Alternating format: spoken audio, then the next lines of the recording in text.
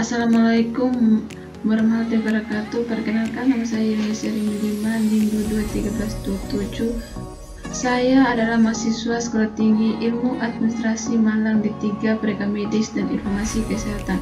Tugas video pembelajaran anatomi, fisiologi, sistem respirasi dan pernapasan. Dosen pengampu Hendrik Diharto Skepners MPD. Di sini saya akan menjelaskan sistem respirasi pernapasan.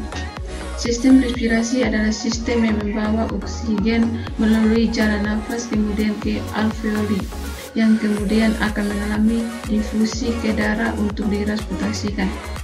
Fungsi pernapasan yaitu mengambil oksigen yang kemudian dibawa oleh darah seluruh tubuh sel-selnya untuk mengadakan metabolisme. 2. Mengeluarkan karbon dioksida yang terjadi sebagai sisa dari metabolisme, kemudian dibawa oleh darah ke paru-paru untuk dibuang. 3. Menyebabkan udara. Bagian-bagian sistem pernapasan pada manusia terdiri atas yaitu 1. Hidung, 2. Rongga mulut, 3. faring, 4. laring, 5. trakea, 6. bronkus, 7. bronchiolis, 8. alveolus, 9. paru-paru. Rongga hidung. Rongga hidung merupakan tempat masuknya darah menuju tenggorokan, pharynx.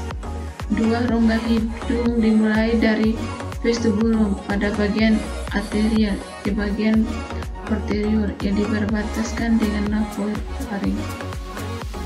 3. Rongga hidung terbagi atas dua bagian, yakni secara longitudinal oleh septum hidung dan secara transversal pungkas, superior, medialis, dan inferior. Rongga hidung terdiri atas vestibulum yang dilapis oleh sel submukosa sebagai proteksi. 2. Rambut di dalam rongga hidung yang berperan sebagai penangkis udara. 3. Permukaan dinding lateralnya mengalami penebalan yang disebut dengan konka. 4. Konka berfungsi sebagai proteksi terhadap udara luar karena strukturnya berlapis. 5.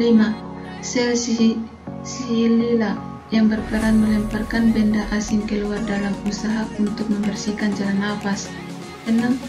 Pada atap rongga hidung terdapat mukosa alveolus yang mengandung sel-sel penciuman dan berhubungan dengan saraf nervus olfactorius, sinus bronchial.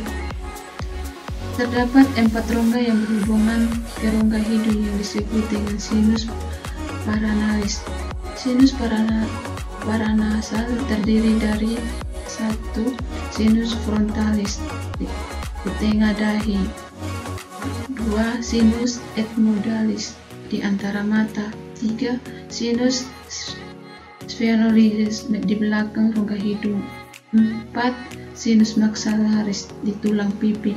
Keempat sinus di atas dilapiskan oleh mukosa yang berproduksi lapisan lendir.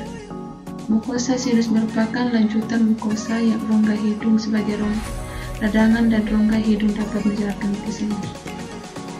2. Pharynx. Bagian belakang dari rongga hidung dan rongga mulut berbentuk sebagai tabungan corong sebagai jalan udara dan makanan. Merupakan tempat bersambungan antara pernapasan dan jalan makanan. Bagian di mata memisahkan antara makanan dan udara terjadi. Tempat di bawah dasar tenggorokan di belakang rongga hidung dan mulut setelah depan ruas tulang leher. Fungsi faring adalah 1. Menyaring udara oleh rambut getah, 2. menyeimbangkan tekanan udara, 3. tempat rangsangan bersin terjadi untuk mengeluarkan dan asin. 3. Laring. Laring adalah bagian saluran pernapasan bagian atas yang merupakan suatu rangkaian rawan yang berbentuk corongan dan terletak setinggi vertebral. Fungsi laring. 1. Menghasilkan suara. Laring memiliki organ yang disebut pita suara yang berperan sangat penting dalam berbentuk suara. 2. Mengarahkan makanan masuk. Laring juga berfungsi untuk membantu mengarahkan makanan masuknya ke esophagus. Bronkus merupakan cabangan batang tenggorokan trakea yang berbagi menjadi dua bagian, yaitu bronkus kanan dan bronkus kiri. 2. Fungsi utama bronkus adalah menyediakan jalan bagian udara yang masuknya dan keluar paru-paru. 3.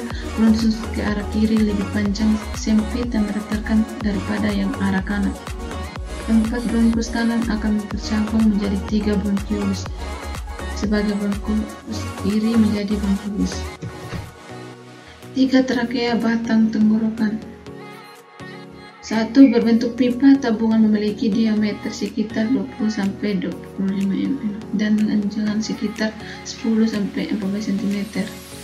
Tersusun atas 20 tulang rawan yang berbentuk cincinan yang kuat tetapi fleksibel. 3. Terletaknya bersebelahan dengan infrastruktur yaitu seluruh pencerahan. 5. Paru-paru terdiri dari 2 bagian, yaitu 1. Paru-paru kanan yang terdiri dari 3 lobus dan 10 ris. 2. Paru-paru kiri ulmus intrasi yang terdiri atas 2 lobus dan 8 sangma. 3. Paru-paru dibungkus oleh 2 selaput yang tipis yang disebut pleuris. 6. Alveolus. Di dalam paru-paru terdapat kantong udara sebagai tempat difusi gas, yaitu alveolus. Kemudian alveolus dilengkapi kapili dalam sehingga memungkinkan terjadinya difusi gas.